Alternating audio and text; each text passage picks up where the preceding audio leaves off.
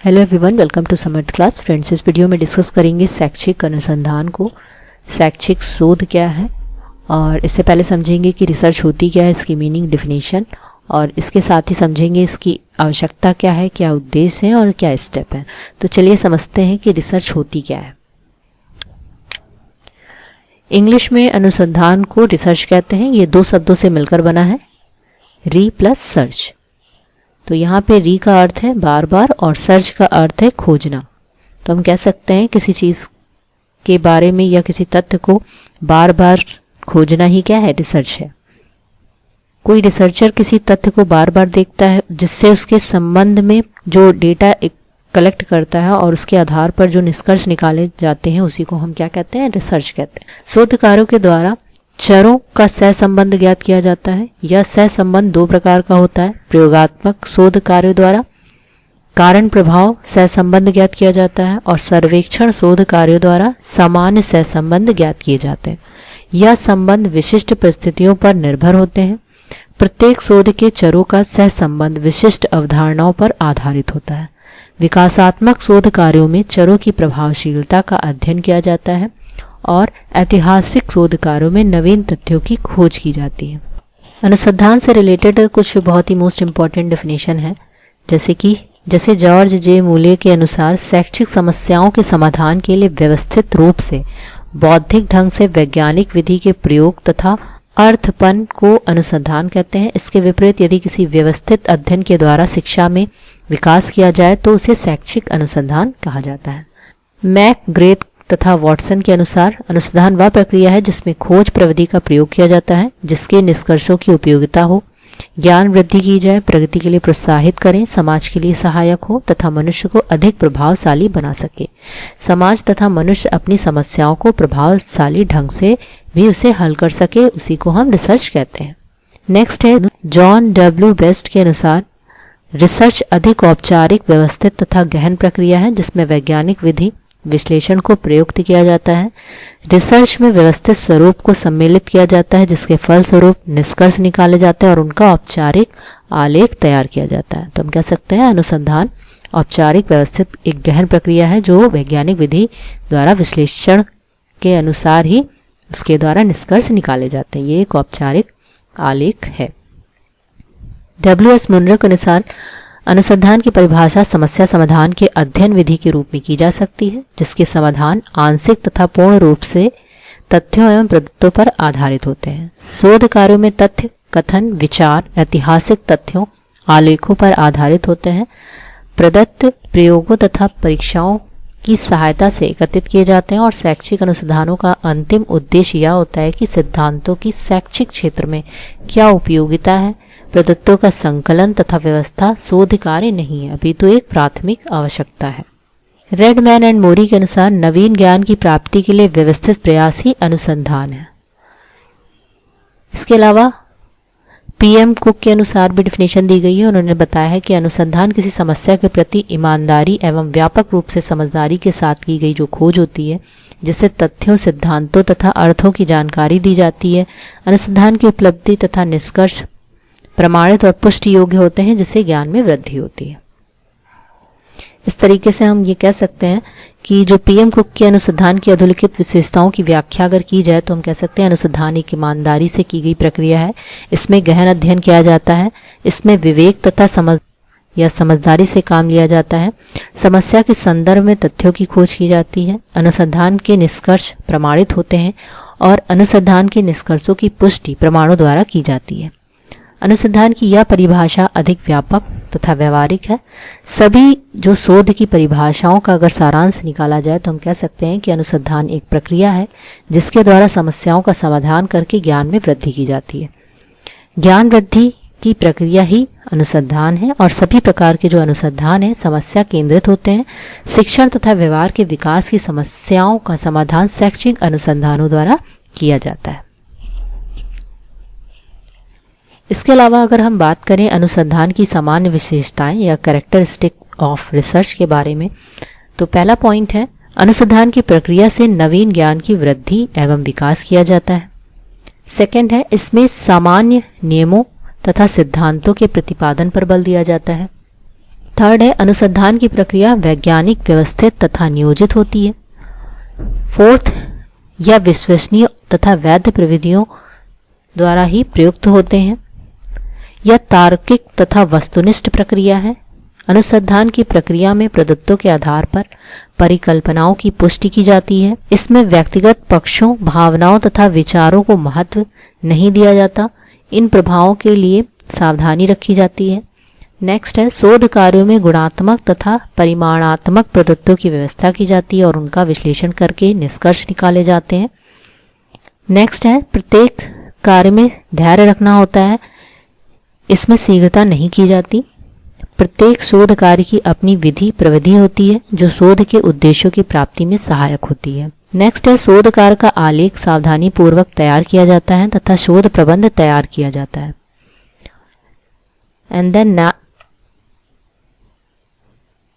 And then last है प्रत्येक शोध कार्य में निष्कर्ष निकाले जाते हैं और जो सामान्यकरण का प्रतिपादन किया जाता है। ये विशेषताएं वैज्ञानिक शोध कार्यों की होती हैं। गुणात्मक शोध कार्यों की विशेषताएं इससे थोड़ी डिफरेंट होती हैं क्योंकि इन्हें वस्तुनिष्ठ नहीं बनाया जाता। नेक्स्ट है शैक्षिक अनुसंधान का अर्थ एवं परिभाषा। सबसे पहले हमने समझा कि रिसर्च क्या होती है और रिसर्च की विशेषताएं क्या हैं और उसकी परिभाषा। अब हम शैक्षिक अनुसंधान की बात करेंगे कि एजुकेशन में किस तरीके से रिसर्च होती है, इसकी क्या डेफिनेशन है, क्या मीनिंग है। नेक्स्ट हम समझेंगे शैक्षिक अनुसंधान का अर्थ एवं परिभाषा, meaning and definition of educational research. शिक्षा का मुख्य लक्ष्य बालकों के व्यवहार में विकास एवं परिवर्तन करना है। अनुसंधान तथा शिक्षण क्रियाओं द्वारा इन लक्ष्यों की प्राप्ति की जाती है। शिक्षण की समस्याओं तथा बालकों के व्यवहार के विकास संबंधी समस्याओं का अध्ययन करने वाली प्रक्रिया को हम शिक्षा अनुसंधान कहते हैं। शैक्षिक अनुसंधान अन्य सामाजिक विषयों के अनुसंधान से भिन्न है क्योंकि अन्य सामाजिक विषयों के अनुसंधानों में नवीन ज्ञान की वृद्धि को महत्व दिया जाता है, जबकि शैक्षिक अनुसंधानों में नवीन ज्ञान की वृद्धि के साथ उसकी उपयोगिता भी होनी चाहिए।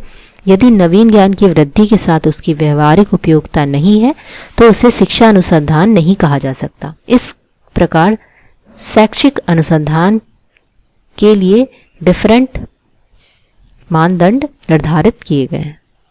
शिक्षा के क्षेत्र में नवीन तथ्यों की खोज, नवीन सिद्धांतों तथा सत्यों का प्रतिपादन करना अर्थात नवीन ज्ञान की वृद्धि करना है। नवीन ज्ञान की शिक्षा के क्षेत्र में व्यवहारिक उपयोगिता होनी चाहिए जिससे शिक्षण अभ्यास में सुधार तथा विकास करके प्रभावशाली बना सके। शिक्षा अनुसंधान की समस्या क्षेत्र शिक्षण तथा बालक विकास होना चाहिए। शिक्षा अनुसंधान की समस्या का स्वरूप इस प्रकार हो कि जिसका प्रत्यक्षीकरण किया जा सके, तभी उसकी उपयोगिता हो सकती है। शिक्षा अनुसंधान की कुछ डेफिनेशन है, जैसे मुनरो के अनुसार बताया गया है कि शिक्षा अनुसंधान का अंतिम लक्ष्य सिद्धांतों का प्रतिपादन करना है और शिक्षा के क्षेत्र में नवीन विकास करना है। W.M. ट्रेवर्स के अनुसार शिक्षा अनुसंधान वह प्रक्रिया है जो शैक्षिक परिस्थितियों में व्यवहार का विकास करती है। तो इस तरीके से हम कह सकते हैं कि जब अनुसंधान की प्रक्रिया को शिक्षा के क्षेत्र में प्रयुक्त किया जाता है तो वह शैक्षिक अनुसंधान के नाम से जानी जाती है। शैक्षिक परिस्थितियों में की जाने वाली खोजों को शैक्षिक अनुसंधान कहा जाता है, जिसका उद्देश्य छात्रों, शिक्षकों, अभिभावकों तथा शिक्षण अधिगम प्रक्रियाओं का विकास करना तथा उन्हें अधिक योग्य, सबल एवं सक्षम बनाना होता है। शैक्षिक अनुसंधान वह प्रक्रिया है जो शैक्षिक परिस्थितियों में व्यवहार विज्ञान के विकास की ओर दिशा बोध प्रदान करती है, जिसके द्वारा शिक्षक इस प्रकार ज्ञान प्राप्त करता है कि वह अपने लक्ष्यों को प्रभावशाली ढंग से प्राप्त कर सके। नेक्स्ट है शैक्षिक अनुसंधान के उद्देश्य, ऑब्जेक्टिव्स ऑफ एजुकेशनल रिसर्च। शिक्षा अनुसंधान की समस्याओं में विविधता अधिक है, इसलिए इसके प्रमुख 4 उद्देश्य होते हैं। सैद्धांतिक उद्देश्य, तथ्यात्मक उद्देश्य, सत्यात्मक उद्देश्य और व्यवहारिक उद्देश्य। सैद्धांतिक उद्देश्य के अंतर्गत शिक्षा अनुसंधान में वैज्ञानिक शोध कार्यों द्वारा नए सिद्धांतों तथा नए नियमों का प्रतिपादन किया जाता है। इस प्रकार के शोध कार्य व्याख्यात्मक होते हैं। इनके अंतर्गत चरों के या संबंधों की व्याख्या की जाती है कि किस प्रकार शोध कार्य में प्राथमिक रूप से नवीन ज्ञान की वृद्धि की जाए, जिनका उपयोग शिक्षा की प्रक्रिया को प्रभावशाली बनाना होता है। तथ्यात्मक उद्देश्य के अंतर्गत शिक्षा के अंतर्गत शोध कार्यों द्वारा नए तथ्यों की खोज की जाती है। इनके आधार पर वर्तमान को समझने में सहायता मिलती है। इन उद्देश्यों की प्रगति वर्णनात्मक होती है। क्योंकि तथ्यों की खोज करके उनका तथा घटनाओं का वर्णन किया जाता है। नवीन तथ्यों की खोज शिक्षा प्रक्रिया के विकास तथा सुधार में सहायक होती है। सत्यात्मक उद्देश्य के अंतर्गत दार्शनिक शोध कार्यों द्वारा नवीन सत्यों का प्रतिस्थान किया जाता है। इनकी प्राप्ति अंतिम प्रश्नों के उत्तरों से की जाती है। दार्शनिक शोध कार्यों द्वारा शिक्षा के उद्देश्यों, सिद्धांतों तथा शिक्षण विधियों तथा पाठ्यक्रम की रचना की जाती है। शिक्षा की प्रक्रिया के अनुभवों का चिंतन बौद्धिक स्तर पर किया जाता है, जिससे नवीन सत्यों तथा मूल्यों का प्रतिस्थापन किया जाए। व्यवहारिक उद्देश्य के अंतर्गत शिक्षा अनुसंधान के निष्कर्षों को व्यवहारिक प्रयोग में लाना है, परंतु कुछ शोध कार्यों में केवल उपयोगिता को ही महत्व दिया जाता है। ज्ञान के क्षेत्र में योगदान नहीं दिया जाता। इन्हें विकासात्मक अनुसंधान भी कहते हैं। क्रियात्मक अनुसंधान से शिक्षा की प्रक्रिया में सुधार तथा विकास किया जाता है, अर्थात इनका उद्देश्य व्यवहारिक होता है। स्थानीय समस्या के समाधान से भी इस उद्देश्य की प्राप्ति की जाती है। तो ये इनके 4 उद्देश्य थे। नेक्स्ट है शैक्षिक अनुसंधान का वर्गीकरण, क्लासिफिकेशन ऑफ एजुकेशनल रिसर्च। इसको भी 2 पार्ट में डिवाइड किया गया है, योगदान की दृष्टि से और दूसरा है शोध उपागम की दृष्टि से। तो योगदान की दृष्टि से शैक्षिक अनुसंधान को 2 वर्गों में विभाजित किया गया है। मौलिक अनुसंधान, इन शोध कार्यों द्वारा नवीन ज्ञान की वृद्धि की जाती है, नवीन सिद्धांतों का प्रतिपादन, नवीन तथ्यों की खोज, नवीन सत्यों का प्रतिस्थापन। मौलिक अनुसंधान से ज्ञान क्षेत्र में वृद्धि होती है। इन्हें उद्देश्यों की दृष्टि से 3 वर्गों में विभाजित किया गया है। पहला है प्रयोगात्मक शोध कार्यों में नवीन सिद्धांतों तथा नियमों का प्रतिपादन किया जाए। सर्वेक्षण शोध भी इसी प्रकार का ऐतिहासिक शोध कार्यों से नवीन तथ्यों की खोज की जाती है, जिससे अतीत का अध्ययन किया जाता है और उनके आधार पर वर्तमान को समझने में प्रयास किया जाता है। दार्शनिक शोध कार्यों से नवीन सत्यों एवं मूल्यों का प्रतिस्थापन किया जाता है। शिक्षा को सैद्धांतिक दार्शनिक अनुसंधानों से विकसित भी किया जा सकता है। सेकंड है क्रियात्मक अनुसंधान। इस प्रकार के शोध कार्यों में स्थानीय समस्याओं का अध्ययन किया जाता है, जिसमें शिक्षण की प्रक्रिया में सुधार और विकास किया जाए। इससे ज्ञान की वृद्धि नहीं होती। इन्हें प्रयोगात्मक अनुसंधान भी कहते हैं। शोध उपागम की दृष्टि से इन्हें 2 वर्गों में विभाजित किया गया है, अनुदैर्ध्य उपागम तथा कटाव उपागम। अनुदैर्ध्य उपागम यह शब्द वनस्पति विज्ञान से लिया गया है। जब किसी पौधे का अध्ययन बीज बोने से लेकर फल आने तक किया जाता है तो उसे अनुदैर्ध्य उपागम कहा जाता है। इसे उपागम इसलिए कहते हैं क्योंकि अध्ययन के समय प्रमुख घटक होता है ऐतिहासिक इकाई। उत्पत्ति संबंधी अनुसंधान विधियों में इसी उपागम का प्रयोग करते हैं। नेक्स्ट है कटाव उपागम। यह शब्द भी वनस्पति विज्ञान का है। जब किसी पौधे के तने, पत्ती या जड़ तथा अन्य किसी अंग के स्वरूप का अध्ययन करते हैं, तब किसी पौधे के उस अंग का कटाव करके अध्ययन कर लिए जाते हैं, तब इसे कटाव उपागम की संज्ञा दी जाती है। इसमें समय का महत्व नहीं होता। प्रयोगात्मक तथा सर्वेक्षण विधियों में इस उपागम का प्रयोग किया जाता है। अध्यापक शिक्षा के नवीन परिवर्तनों का अध्ययन कटाव उपागम से किया जाएगा। शोध निष्कर्षों की शुद्धता की दृष्टि से अनुसंधान के निष्कर्षों की शुद्धता की दृष्टि से भी 2 भागों में विभाजित किया है। एक है प्रयोगात्मक अनुसंधान, दूसरा है अप्रयोगात्मक अनुसंधान। प्रयोगात्मक अनुसंधान के निष्कर्षों की शुद्धता अधिक होती है क्योंकि इसमें नियंत्रण, शुद्ध मापन और निरीक्षण विशेषताओं को ध्यान में रखा जाता है। अप्रयोगात्मक अनुसंधान के निष्कर्षों की शुद्धता कम होती है क्योंकि मापन अधिकांश शुद्ध नहीं होता, निरीक्षण तथा नियंत्रण भी संभव नहीं है।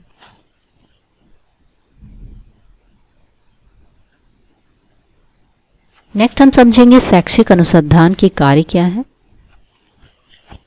शैक्षिक अनुसंधान का पहला कार्य है शिक्षा प्रक्रिया में सुधार तथा विकास करना। यह कार्य ज्ञान के प्रसार में किया जाता है। सेकंड है शिक्षा की प्रक्रिया के विकास के लिए आंतरिक सोपान नवीन में वृद्धि करना तथा वर्तमान ज्ञान में सुधार करना। शैक्षिक विकास का संबंध शिक्षा के विभिन्न पक्षों से होता है। नेक्स्ट है शिक्षा के विशिष्ट क्षेत्र में ज्ञान में वृद्धि करना और उसमें सुधार करना तथा प्रसार करना। नेक्स्ट शिक्षा की समस्याओं का समाधान करना, छात्रों के अधिगम में विकास करना, शिक्षण की प्रभावशील प्रविधियों का विकास करना, शिक्षा प्रशासन तथा शिक्षा प्रणाली में अनुसंधान प्रक्रिया द्वारा सुधार एवं विकास करना है। तो हम कह सकते हैं शिक्षा अनुसंधान जो शैक्षिक अनुसंधान है, शैक्षिक प्रक्रिया को प्रभावशाली बनाना है, इसके ज्ञान में वृद्धि करना है, सुधार करना है तथा प्रसार करना है ताकि छात्र अच्छे से समझ पाएं, छात्रों में जो अधिगम हो वो उसका विकास हो पाए और जितनी भी शिक्षण की जो समस्याएं होती हैं वो उसका भी निदान हो सके। शैक्षिक अनुसंधान की विशेषताएं, characteristic of educational research. First है, शोध कार्य का मुख्य आधार शिक्षा दर्शन होता है। शिक्षा वैज्ञानिक प्रक्रिया भी दर्शन पर आधारित होती है, तो इसकी पहली विशेषता है कि जो इसका आधार है वो शिक्षा दर्शन है। सेकंड है, शिक्षा अनुसंधान की प्रक्रिया कल्पना शक्ति तथा अंतर्दृष्टि पर आधारित होती है। नेक्स्ट है, शिक्षा अनुसंधान में साधारणता अंत अनुशासन इंटरडिसिप्लिनरी अप्रोच का प्रयोग किया जाता है। शैक्षिक शोध में निगमन तार्किक चिंतन प्रक्रिया का प्रयोग किया जाता है।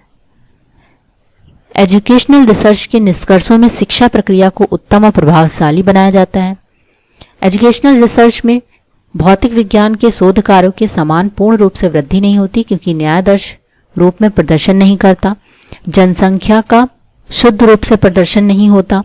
शिक्षा अनुसंधान केवल विशेषज्ञों द्वारा नहीं किया जाता है, अपितु कोई भी शिक्षक शिक्षा छात्र को शोध कार्य की क्षमता होती है तथा अवसर भी दिया जाता है। रिसर्च व्यक्तिनिष्ठ होते हैं तथा सामाजिक तथ्यों पर आधारित होते हैं। सामाजिक तथा व्यवहारिक तथ्यों का मापन भी अप्रत्यक्ष रूप से किया जाता है। शिक्षा अनुसंधान परिणात्मक की अपेक्षा गुणात्मक अधिक होते हैं, जबकि प्रदत्तों के विश्लेषण में सांख्यिकी प्रविधियों का प्रयोग किया जाता है। शिक्षा अनुसंधान के कारण प्रभाव की पारस्परिक निर्भरता को आधार माना जाता है, परंतु यह निश्चित करना कि क्या प्रभाव है क्या कारण है यह अधिक कठिन होता है। शिक्षा अनुसंधान यांत्रिक प्रक्रिया का प्रयोग नहीं किया जाता। नवीन मौलिक शोध कार्य द्वारा ही शिक्षा के क्षेत्र में योगदान दिया जाता है। इसके लिए नवीन प्रक्रिया प्रयुक्त की जाती है। अगर हम शॉर्ट में समझें तो हम कह सकते हैं शैक्षिक अनुसंधान का जो कार्य है वो शिक्षा दर्शन है और शिक्षा की वैज्ञानिक प्रक्रिया भी दर्शन पर ही आधारित है। दर्शन शिक्षा को निर्धारित करता है और शिक्षा दर्शन को निर्धारित करती है। ये एक सिक्के के दो पहलू हैं जो एक दूसरे से संबंधित हैं। शैक्षिक अनुसंधान की जो प्रक्रिया है वो कल्पना शक्ति तथा अंतर्दृष्टि पर आधारित है।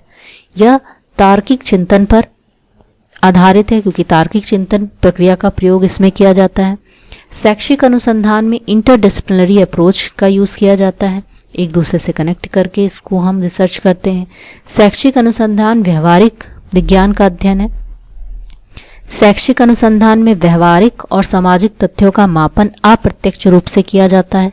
शैक्षिक अनुसंधान परिणात्मक की अपेक्षा गुणात्मक अधिक होते हैं और इसमें जो डेटा के विश्लेषण में सांख्यिकी प्रविधि का प्रयोग करते हैं। शैक्षिक अनुसंधान केवल विशेषज्ञों द्वारा ही नहीं कर सकते बल्कि हम कोई भी शिक्षक या प्रशासक भी इसको कर सकता है। तो ये शैक्षिक अनुसंधान की कुछ विशेषताएं थी। नेक्स्ट हम समझेंगे शैक्षिक अनुसंधान के स्तर को, लेवल ऑफ एजुकेशनल रिसर्च। शैक्षिक अनुसंधान की जो व्यवस्था है वो 4 स्तर पर की जाती है। इन 4 स्तरों को चढ़ाव के क्रम में प्रस्तुत किया जाता है। प्रथम स्तर प्रदत्तों का संकलन करना है। द्वितीय स्तर में हम आंतरिक वैधता देखते हैं। तृतीय स्तर पर बाह्य वैधता और चतुर्थ स्तर पर सैद्धांतिक अनुसंधान। इन 4 प्रकार के अनुसंधानों की व्याख्या भी हम करना चाहें तो कुछ इस तरीके से कर सकते हैं कि प्रथम स्तर प्रदत्तों का संकलन। इन स्तरों में व्यवस्था तथा वर्गीकरण प्रश्नों एवं समस्याओं की प्रकृति पे आधार पर की जाती है। यह सबसे निम्न स्तर का अनुसंधान माना जाता है और इसके अंतर्गत प्रश्नों का उत्तर देने का प्रयास किया जाता है। क्या होता है, क्या समस्याएं हैं, क्या हम यही करना चाहते हैं, क्या यही होना चाहिए। यह शीघ्र का स्तर अधिक विश्वसनीय माना जाता है क्योंकि जो कुछ हो रहा है उसका मापन भली प्रकार से किया जा सकता है। सेकंड जो इसका स्तर है वो है आंतरिक वैधता। इस स्तर के शोध कार्य द्वारा अधोलिखित प्रश्नों का उत्तर देने का प्रयास किया जाता है। उसका कारण क्या है, क्या इसका कारण मैं हूं, क्या इसमें परिवर्तन किया जा सकता है। प्रथम स्तर के शोध कार्यों द्वारा अनुसंधानकर्ता यह जानना चाहता है कि क्या वह करना चाह रहा है, क्या वह जानता है, अपना समय तो नष्ट नहीं कर रहा। ये सेकंड स्तर में हम चीज को हम देखते हैं। शोधकर्ता को कारण जानने के लिए अधिक समय, धन, शक्ति का व्यय करना होता है। यदि नवीन विधि प्रभावशाली तथा मितव्ययी है तब यह कारण को जान पाता है जो अधिक महत्वपूर्ण नहीं होती। इस स्तर के लिए प्रयोगात्मक विधि का अनुसरण किया जाता है। तृतीय स्तर है बाह्य वैधता। इस स्तर के शोध कार्यों में प्रश्नों का उत्तर ज्ञात करने का प्रयास किया जाता है।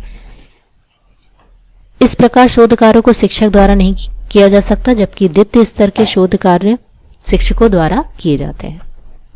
इसमें सामान्यीकरण का प्रतिपादन किया जाता है और इस प्रकार शोध निष्कर्षों का प्रयोग शिक्षक व्यापक निर्णय लेने में करता है।